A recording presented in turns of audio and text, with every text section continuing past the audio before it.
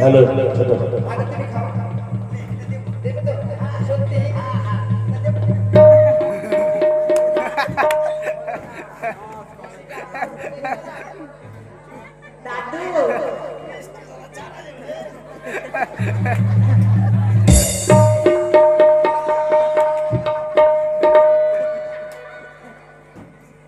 দাদু, এই দৃশ্যটা দেখে কি মনে হলো জানো?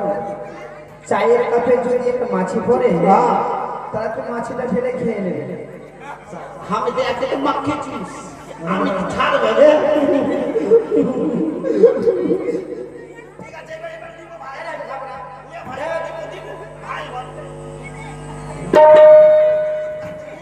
বলো দাদু। না দাদু, আমি খাবো না দাদু, আমি বরফ করে রেখেছি।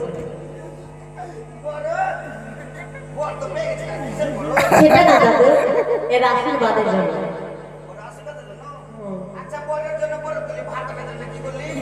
ওটাই দাদু।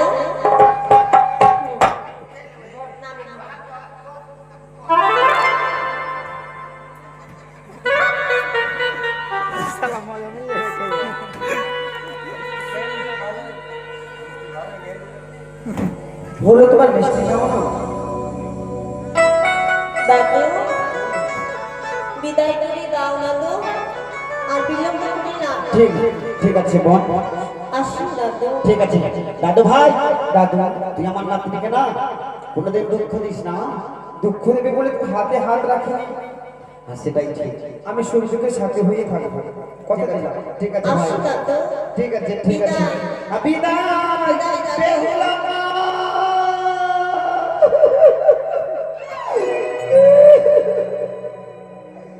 ওই রে আমার বউ চলে গেল রে, ওরে বেহুলা রে।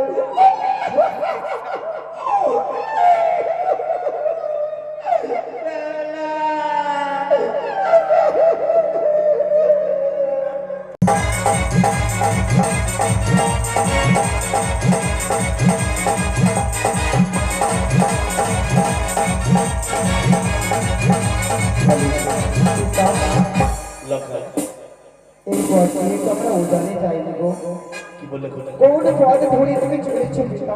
বুঝেছি আজ তোমার মনে ধরা নেই বারবার একই চিন্তায় চিন্তিত যে পথ আমাদের চম্পকের রাজপথ নয় তাই না হ্যাঁ, চম্পকের রাজপ্রাসাদ নয়। আমরা চলেছি তোমার শ্বশুরালয় অর্থাৎ এই জামিনগর পরিত্যাগ করে সাঁওতালি শহরে। সাঁওতাল